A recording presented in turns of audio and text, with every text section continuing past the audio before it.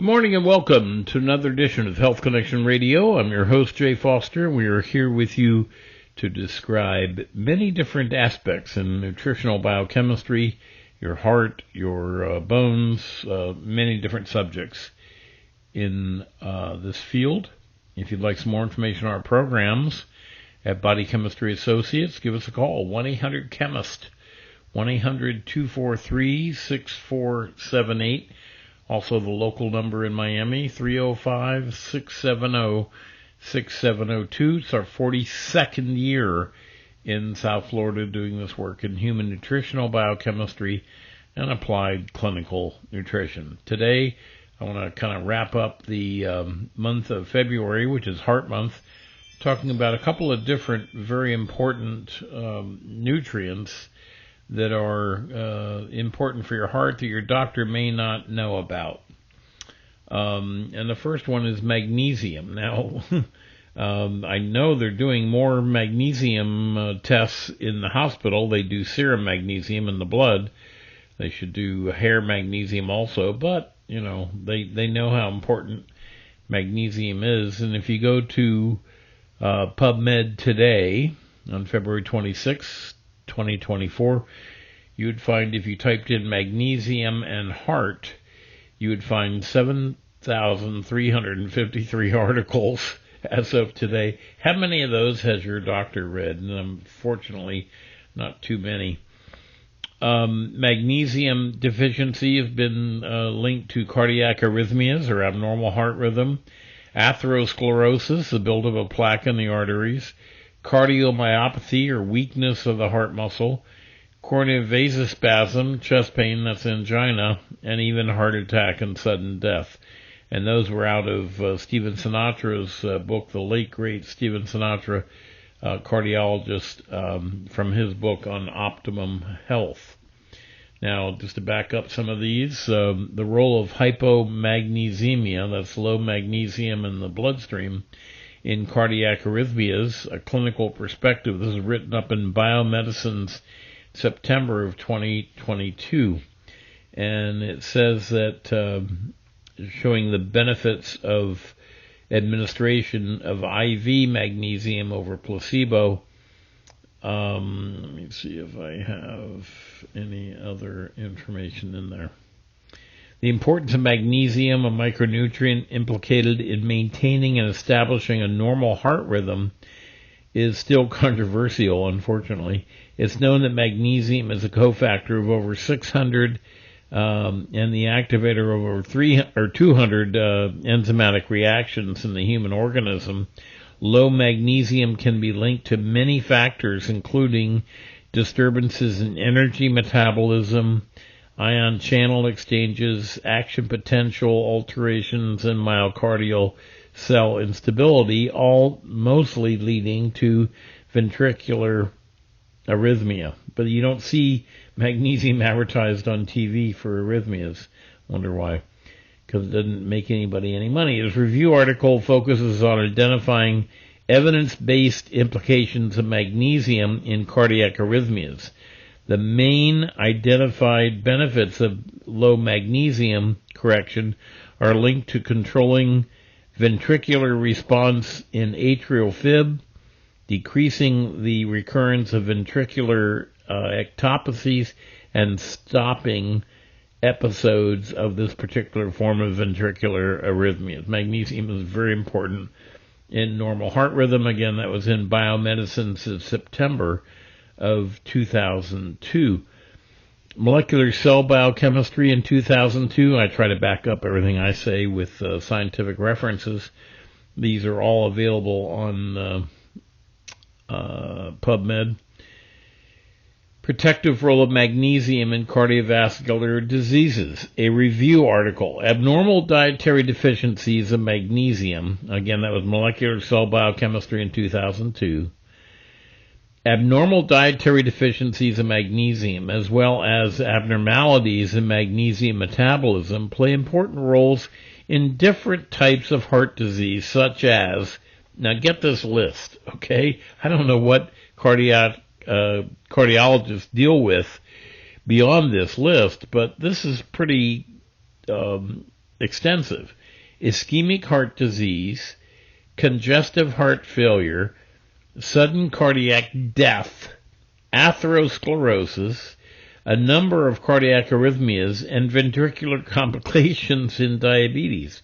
That was Molecular Cell Biochemistry in 2002. Cardiology Reviews in 2014. The role of magnesium in cardiovascular diseases. Magnesium involved in several essential processes regulating cardiovascular function. It's thus central to the development of several cardiovascular disorders such as hypertension, that's high blood pressure, atherosclerosis, that's the buildup of plaque in the arteries, coronary artery disease, congestive heart failure, and cardiac arrhythmias. This review discusses the vasodilatory, anti-inflammatory, anti-ischemic, and anti-arrhythmic properties of magnesium and its current role in the prevention and treatment of cardiovascular disorders. That was written up in July of 2014 in Cardiology Reviews. I mean, what's it take? I mean, really. Dietary, this is out of PubMed, Nutrients in 2018. Dietary Magnesium and Cardiovascular Disease, a review with emphasis in epidemiological studies. We concluded, this is in the abstract, we concluded that high magnesium intake is associated with a lower risk of major cardiovascular risk factors, mainly metabolic syndrome, diabetes and hypertension, stroke, and total cardiovascular disease.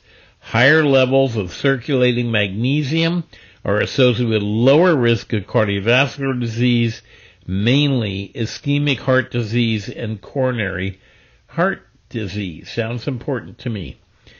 This is written up in a journal called Open Heart in January of 2018.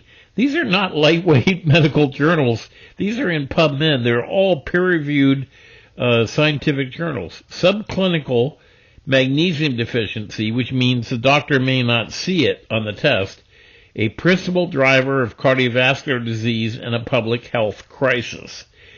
Certain individuals will need to supplement with magnesium in order to prevent suboptimal magnesium deficiency.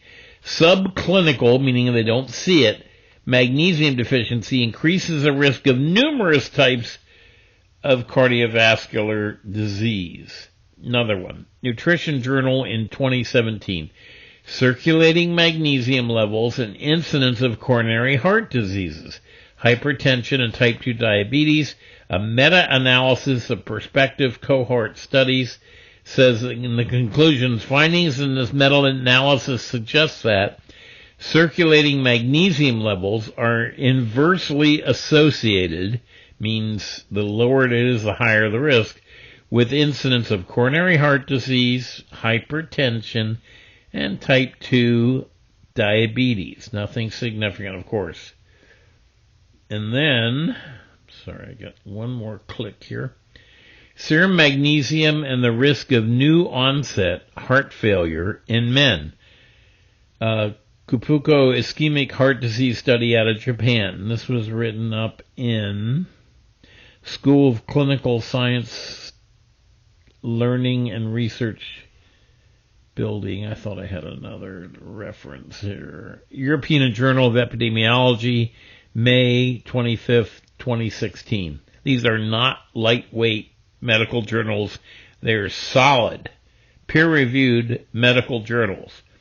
Results were comparable across several clinically relevant subgroups and analyses, with atrial fibrillation as a competing risk yielded similar results. Serum magnesium was continuously, inversely, and independently associated with future risk of heart failure, meaning that the lower the magnesium, the higher the risk for heart failure. Magnesium in your heart. This is out of Magnesium Research in June 2010.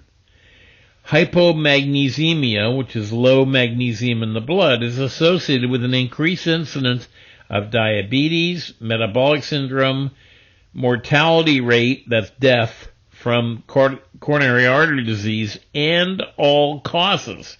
So the lower your magnesium, you're more likely to die not only from heart disease, from everything.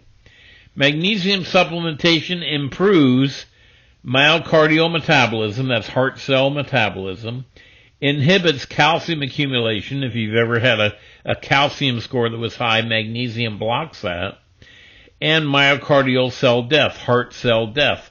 It improves vascular tone, magnesium does, peripheral vascular resistance, afterload, and cardiac output. Magnesium reduces cardiac arrhythmias and improves lipid metabolism. So your cardiologist or doctor should have read this if they were up on things in 2010. Very, very important information. Magnesium deficiency and death. 6 feet under, pushing up daisies, not breathing. Association of dietary magnesium intake with mortality or death from cardiovascular disease, the JACC study. This is written up in the journal called Atherosclerosis in 2012, April of 2012. This is not a lightweight medical journal. These are huge, implicating factors in the research on atherosclerosis. Dietary magnesium intake was inversely associated, means the lower the magnesium, the higher the risk, with mortality, that's death, from hemorrhagic stroke in men, and with death from total and ischemic strokes, coronary heart disease, heart failure, and total cardiovascular disease, at least in women. I mean, what more does one need to understand this? I don't know. So that's on magnesium.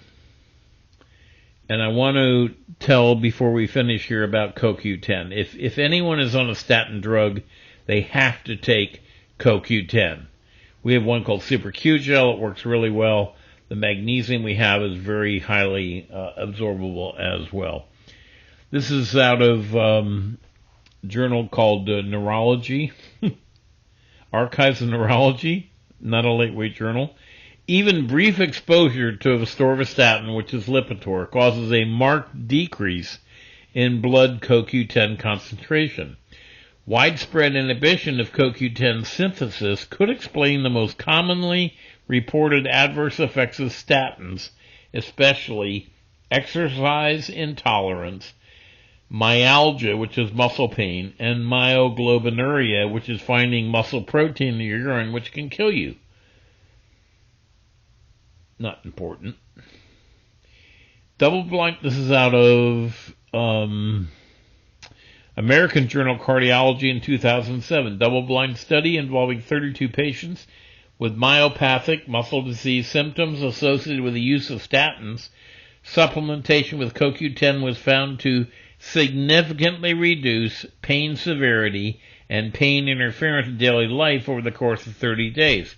What we're saying is, even if you don't stop your statin, which is okay, you want to take what your doctor said, start taking CoQ10. They should have been prescribing it already because the same enzyme, and they won't know this, HMG coenzyme A reductase, that is inhibited by the statin drugs because it blocks cholesterol production by inhibiting it, also inhibits the production of CoQ10, which is where 90% of the side effects come from with statins. So if you just take CoQ10 with it, I would say if you're on statins, take 2 twice a day of our Super Q Gel, and that will protect you against all kinds of symptoms with the statin drugs. Also, statin drugs can cause memory loss, big time.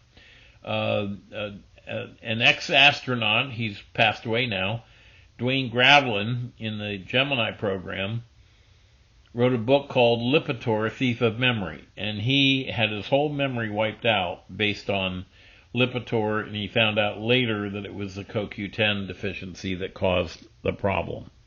So there are natural ways to, we're not even saying don't take statin drugs if you don't want to, go ahead and take them, but take CoQ10 with it, and if your doctor is not prescribing it, they are underinformed.